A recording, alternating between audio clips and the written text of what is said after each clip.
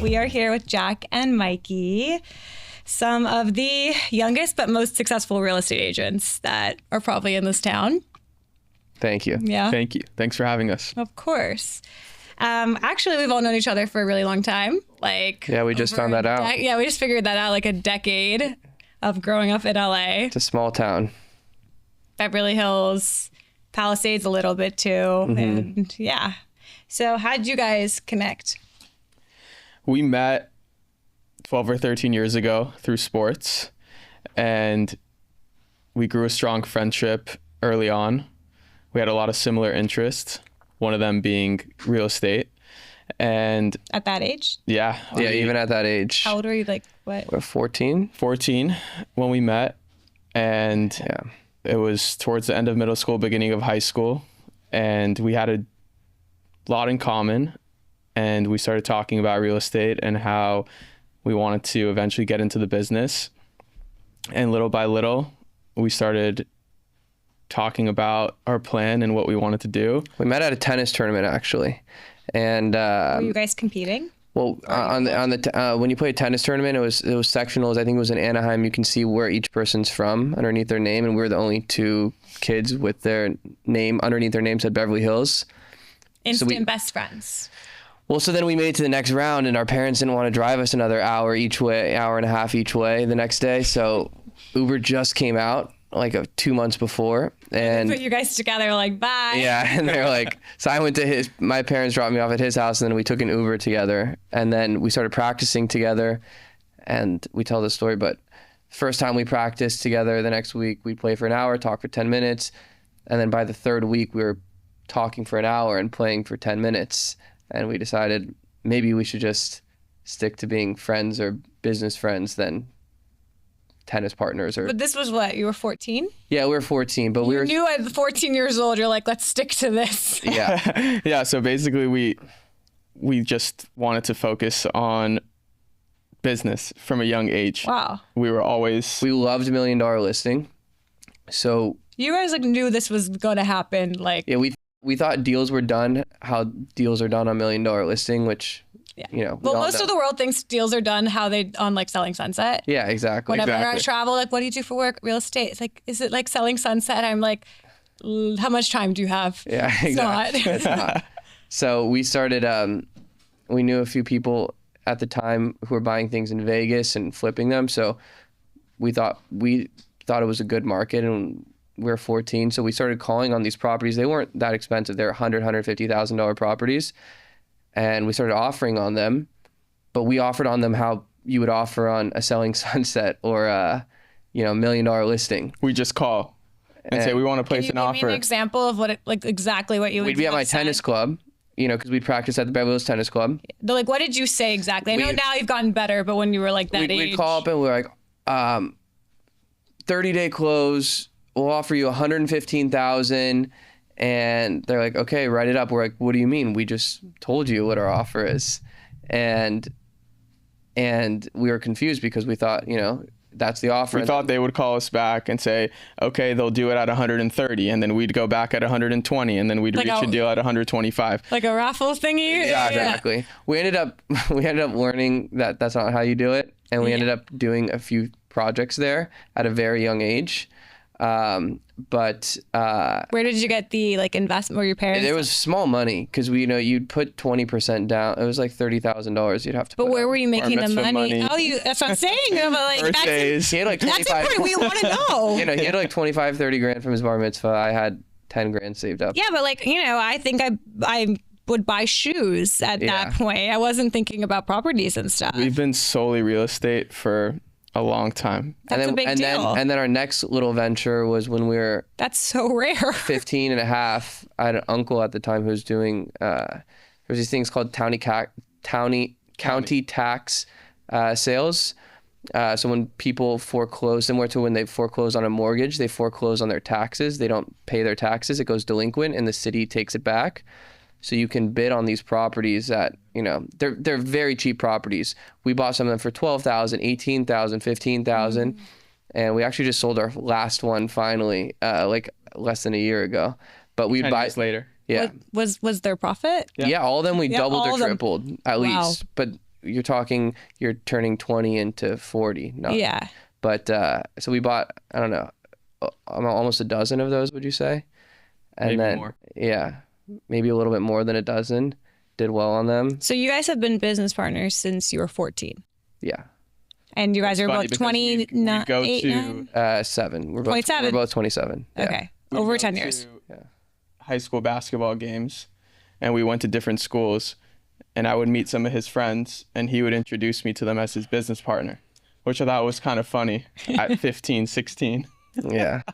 I feel like if And I people was would look at us like we're at- crazy. Yeah, because also we were all at the same parties. Like, what if you were talking to a girl and you walk over and you're like, Yeah. who's this? They're like, my business partner. Like, And you're like, what 16. business? You're 16. You're like, what business? But actually, no, we have a business. Yeah. I wouldn't believe you. I mean, we weren't making crazy money or anything like that then, but it was at I least mean, that's something. It was more the getting our feet wet. wheels and were just- turning. Yeah, exactly. No, it doesn't matter about how much money you're making. You started when most people were just It's the momentum. not Yeah. doing anything. No, we were just really passionate about it. And were the agents on the other side, or the people you were, and like working with, just when you said your age, like so shocked? Well, yeah, we started doing deals even with Brandon Rainey. I mean, him specifically, when you're, 15, 16 years Yes, old? 15, 16.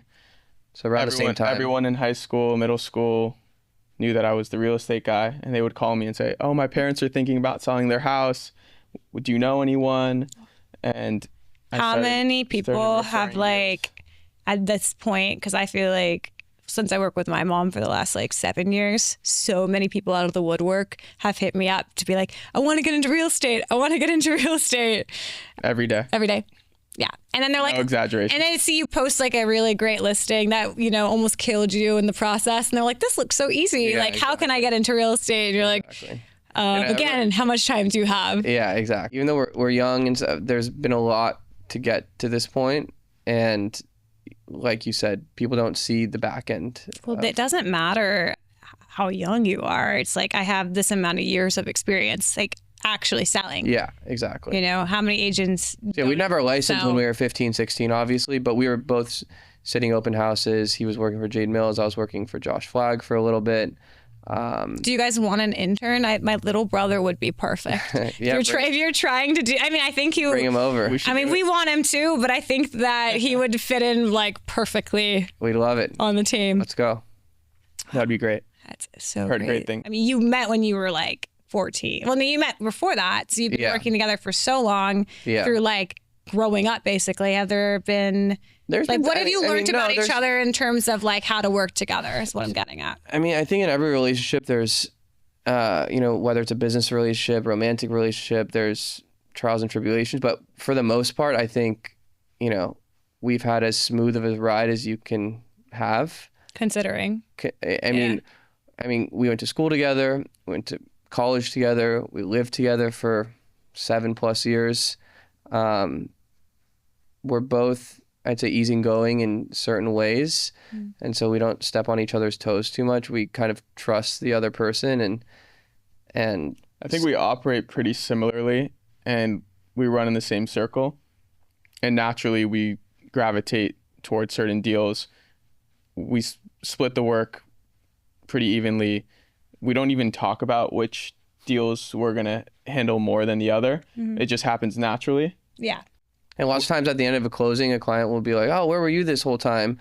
But they don't know that every single phone call and every single Yeah. part of the deal, we were filling each other in, asking advice, debating with each other what we Yeah. should do. So every deal we handle, I'd say just as much as the other person does, but one person just takes the lead now. Yeah. 100%. It's just too many cooks in the kitchen if the client's talking to Jack 5 times a day, talking to me 5 times a day.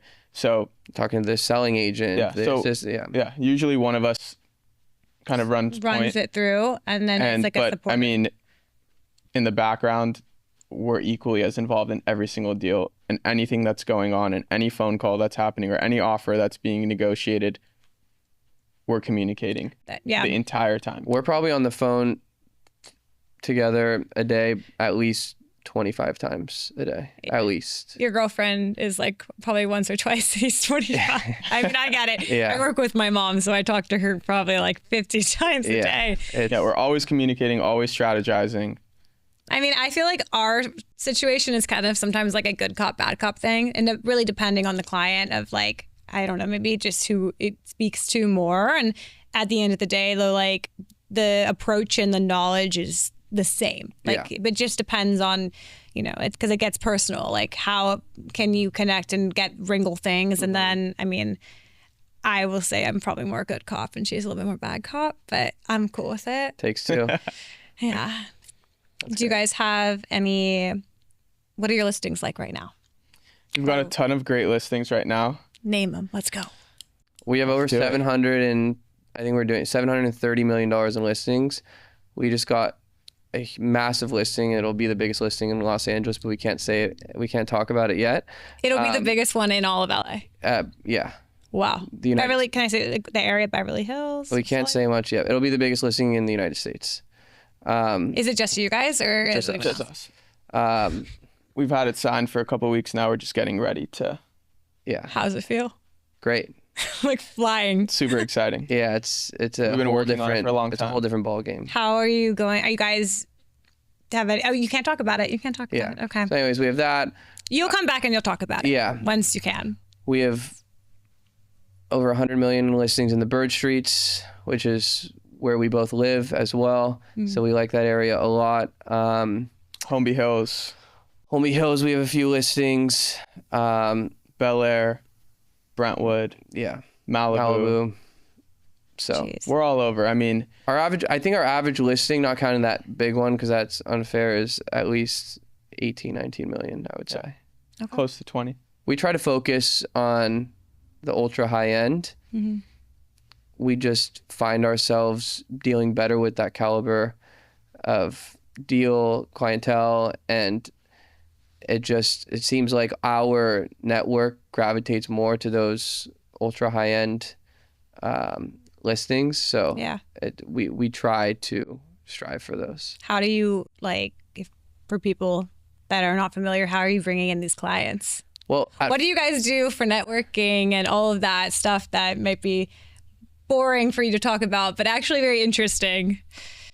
it's at first, it was, I mean, we don't cold call. We never have, which Okay. people are kind of surprised about, but we've never made a cold call once in our lives. Most of these people we're doing deals with are people who we've grown up with, grown up around, we're both born and raised here. So Yeah. we went to Beverly Hills High School. He went No, to the network that you Crossroads, have by USC. just being here and just being social enough and, involved in your community right there. Like, I mean, I've cold called, but I'll just be honest, I've stopped very fast because I've never generated a lead like that. Yeah. It would waste my time. I would make a lead faster just walking my dog around the neighborhood Yeah. than doing that. All of our deals come from us doing a good service and making a good deal for a client, and then them referring us to their friend. Yeah. That's how 90% of our deals are done. We believe in doing right, being of service, and really, really focusing on the area that we believe in. And yes, I know we just mentioned that we do Beverly Hills, Homeby Hills, Brentwood, Malibu. At this point we have, because we've been doing it for so long, but when we first started, we really picked a couple areas, and little by little, as our business expanded and our clientele expanded, that's really when we started to push the envelope and indulge in different areas. Yeah. For us too, with Palisades, when we really honed in on it, and my mom, before I even started with her, honed in there, we moved 30 years. She's been there for 30 years. But I would say in the last 15, it's really for us gone like that. And when I joined a little bit later, I was just honed in on that. And I feel like there's so much there It's important. that you don't, when you're starting up, you don't need anything. There's so much there. Yeah. And then, your word gets off and you have every area. That's impressive that you could say that it's so spread out, because I think that takes I don't know. That takes so much knowledge because every area is so different too. Definitely. And It you took have to time know to- every little tiny thing, square footage by lot. Like it's a lot. Even Malibu's its own market of its own. Yeah.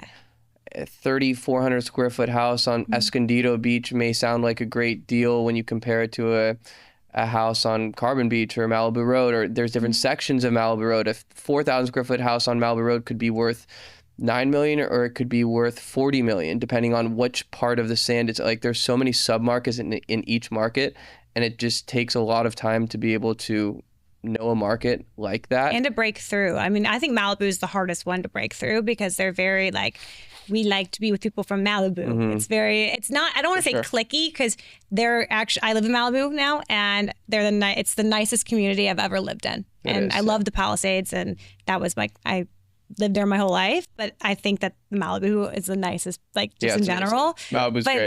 It's hard to break in there. Malibu's They're great. tough. It know? is. Yeah, we definitely have a love for it. We both own properties in Malibu. Where are your properties? Both burned down. Both burned down. Oh no, I'm sorry. It's all good. But we have one on Carbon Beach and one on La Costa Beach. Are you guys building? Yeah. Okay. Sorry about that. I lost 2 houses too on the Palisades, so I get it. Yeah. One at a time. Everyone's safe, so that's all that matters. But Yeah. Everyone was underinsured, and it's a bummer. But we never thought our carbon house we bought was an investment property. We bought it when interest rates were really low. We got a good deal on it. We put some money into it, and across the street was the fire station, and our backyard was the ocean. So it was the last house. We never imagined. It was the last house we thought that would go down, but things happen. Sorry. Onward and upward. All right, this is like a silly question, but I love these questions. What is like a typical day? Like what's the routine and like the mindset, Like you wake up, I want the details. Like what time you wake up, how to get people into the right mindset basically to be able to be like killing it like you guys. What's the day look like? On a typical one, like because real estate's so like everyone has their own. Some people don't need a routine. Yeah. And I do great. And some people are like me and type A and I need like very specific. We have a pretty similar routine. We're not waking up at like 5 a.m. and cold plunging like all these people are talking about. No, I just want to know what are you doing? We wake up between 7 and 7:30. I'd say both of us. Naturally, alarm clock. Okay, cool. I think that's better. I've been doing that. I think the natural wake up is much better than an alarm in your face. Yeah. Definitely. Make a few phone calls, get ready for the day. Out of the house by 8:45, 8:30, sometimes 9. I go get a coffee. We're doing a few projects right now in the area. I go stop by to check on the progress of the projects, and then go into the office, check in with our director of operations, Madeline, a few people on our teams. That's also who else is on your team? Right now it's Jack and myself. Yeah. And then we have Madeline, who's our director of operations, who runs our team. And then we have a few showing agents that are on our team as well. Nice. Yeah. So we're not too big. Jack and I are both very hands-on. We believe in being in every showing, every open house as much as we can. But as our business has grown, there's only so much we can do, and we can't be in 10 places at once. So we have a few people that help. That being said, we're still in 90% of our showings and open houses. We believe in that. We believe in service, showing up, and going back to your question about a day in the life, pretty similar to Jack. Wake up 7:30, out of the house by 9. I usually meet with our director of operations, Madeline, go through our day, go through our listings, go through what we have coming up. I think it's important just to always touch base. Also, keeping the team involved and alive is important. Jack's very involved in our projects that we have going on, so he kind of takes the lead on that. Again, we're both equally as involved, but he is great with design, so he handles a lot of that. And I mean, we have showings all day, calls all day. We have offers going in and out, escrows. So just dealing with that, staying as organized as possible. And I always like to end the day with a workout. I think it's important to take some time to clear your mind, take some time to yourself. Because we both work out at night. This business will eat you alive. So some self-care. Again, we're with each other all the time and talking on the phone, work out together. So it's fun. Yeah, you have to have a minute, otherwise Mm-hmm. you'll go Go crazy, crazy. yeah. Yeah, it's easy to let it just because it's also so fun.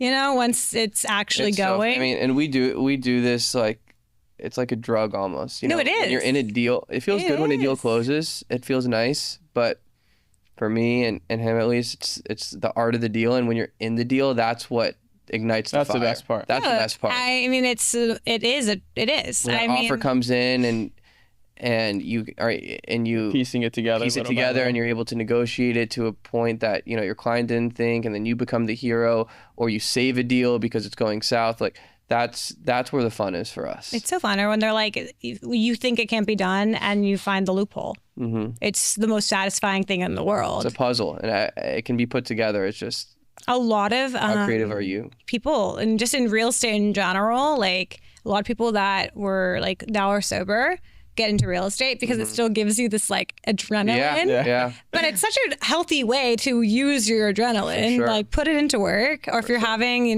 going through some crazy stuff at home, just put it into that, and it will just distract you. 100%. There's not many other businesses you can do, or on a daily basis, we're talking to 10 plus billionaires or multi-hundred millionaires from all different sectors, all different businesses, All over the different world. parts of the world. There's, if you're in the movie business, you're talking to mostly people in the movie business. You're in the clothing business, you're talking to people in the clothing business. We're talking to the CEO of the biggest music company, the CEO of the biggest clothing company, CEO of the biggest tech company, all in one day, all in, the same hour. So, and these people are trusting us with their biggest assets. And, for the most part so far, we're getting them good deals on these things. So they trust us with such big investments of theirs. So in the future, it's just great to be able to have this network and this community of these friends and clients who you can call upon when you need something, you need advice, you want to invest in something with them because you've already transacted with them in such a big way. It's also in terms of like LA real estate and other places, but like LA real estate, if you've lived anywhere else for like all seasons, you know why this is where you buy. Because Absolutely. seasonal depression is real. I was living in Amsterdam last year. My husband's company is based out of there. And I went through the entire season. And I was like, I'm not strong. I thought I was stronger than this. I'm not strong. But because sometimes I think like in my head, I'm like, how does it just keep on going? And the price, one day there's going to be a shift. Then you get reminded if you just go anywhere else that this is actually the best place to live. Yeah. Ever. 100%. It is. And I think you have to get out of LA and you have to travel to make yourself a whole person, but to live and to home base, there's nowhere else. So you guys met when you were 14 and you started obsessing over real estate. Were any of your parents or you did mention your uncle or something was sort of in this, but was there any, as the time went on, any like inspirations from other people?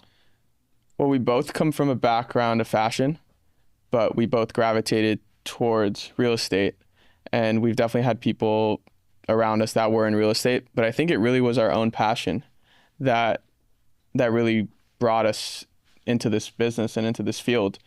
And like Jack said, we are just obsessed, and we're obsessed with the art of the deal. We're obsessed with the people that we meet. We're obsessed with everything that comes with it. Architecture, properties, neighborhoods. We used to, when he got his license, because he's 2 or 3 months older than me, first night he got his license, he picked me up and we drove every single street in Beverly Hills Flats, every single street in the Bird Streets, Beverly Hills, Bel Air, and then we'd normally stop in Bel Air. And that would continue 5-6 nights a week. We wouldn't do it on the weekends because we'd normally be with our friends and going out and stuff in high school, but that would continue for And if it was up to us, we'd 5-6 drive years. all night. And But you, our on parents your would 18th call us birthday, were and like, say, at the you test, guys gotta taking the come test. up. Yeah. Yeah, we love both that. got our licenses at 18. I mean, when he as soon probably as got we his, could. you were like, we got ours because now we can do Yeah, it. exactly. Yeah. Exactly. That's amazing. Yeah, we got it within a couple of months of each other.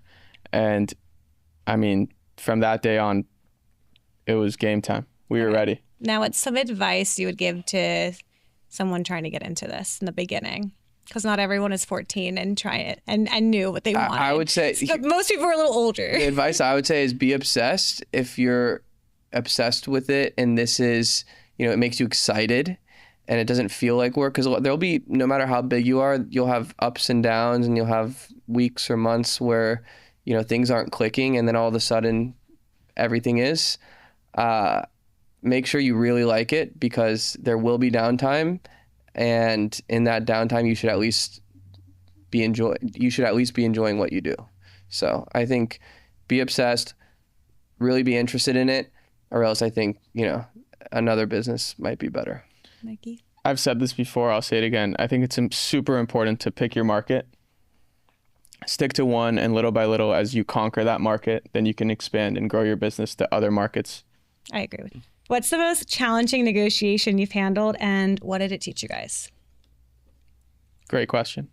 We were working on a deal in the Beverly Hills Flats last year that was really, really tough to put together.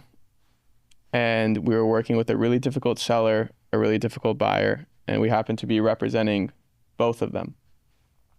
It took a lot out of both of us, but I think our persistence, our market knowledge, and our communication skills really was what was able to bring that deal to the finish line.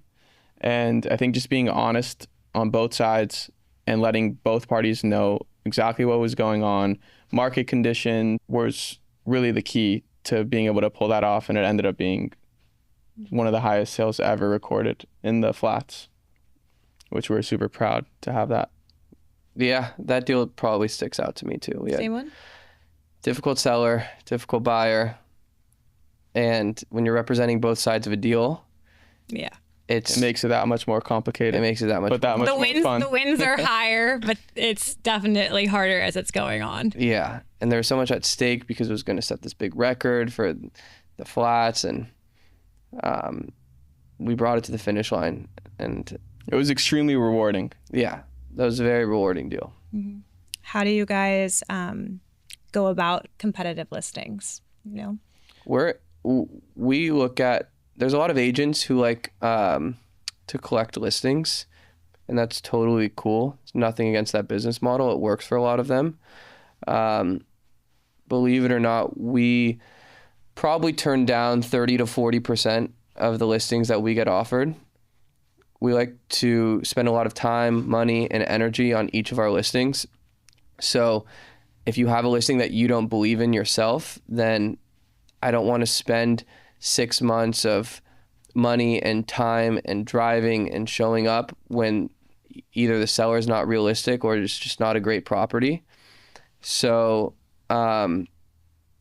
we try to be fair in price. We try to get aggressive in terms of how much we think we can stretch the price to if we're representing a seller. But we try to be honest and realistic because we don't want to waste our time or money. And we let them know that. And we're at the point now where our numbers and our transactions kind of speak volumes, and our clientele book is very strong. And there's a lot of deals that we do that we represent both sides of the deal, because when we have a listing, we're more motivated to pull into our network. And yeah, that's the best. Because we believe in it. Because we believe in it. Yeah. And that's why we don't take listings also that we don't believe in or that are unrealistic, because we would never put one of our own clients into something like that. That's why you don't push a client, because the client is actually someone you should care about, to buy something just to buy something. 100%. Because there's so many houses. Then that's one deal. Yeah, there's so many agents, there's so many houses. And so it's, if you're that person to not pull them out of something if it's not right, you're just, that to me right there, it's so short-minded. You might get a sale, we're just really but big down the road, picture it's gonna thinkers. just bite you in the, you know.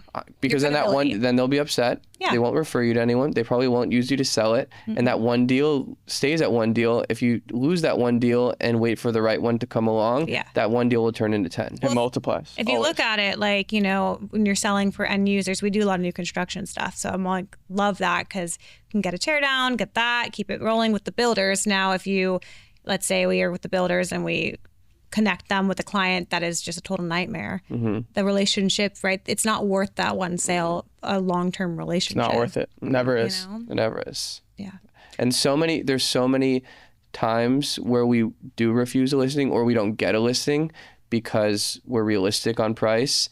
And we may not get it the first time around. There's a very get it high the second chance we're time. going to get it the second or third time around. Oh, that's the best. And then 'Cause they're you get ready. a little price reduction. And then they're ready, yeah. And they're a little bit more eager.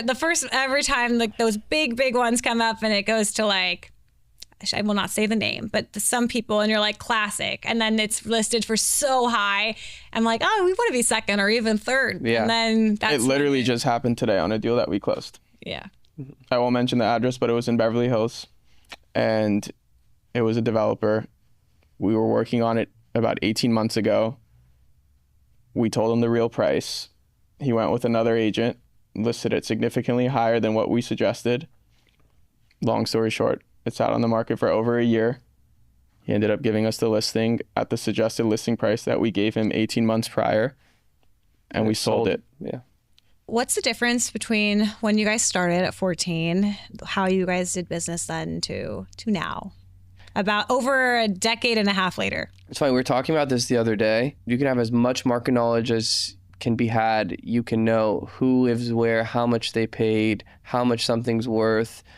But one thing that you cannot learn other than by doing is the art of the deal. To know when to push, to know when to pull back. You only can learn that from making and losing dozens and dozens of deals. Mm-hmm. And that's something that, can't be taught. It's something that you have to learn from experience. And that is, in my opinion, the most important part when you're in a deal, because, it's a dance. It's, you need to know, hey, it's a Monday, the market's down, stock market's down. Don't push for contingency removal on this day when this is what's happening. Or, hey, it's a Friday, the weather's good. They're probably going to be excited. You need to know when to pull and push. Yeah. And that's something that you just learn by doing, and it's trial and error. You can't teach that. Trial and error.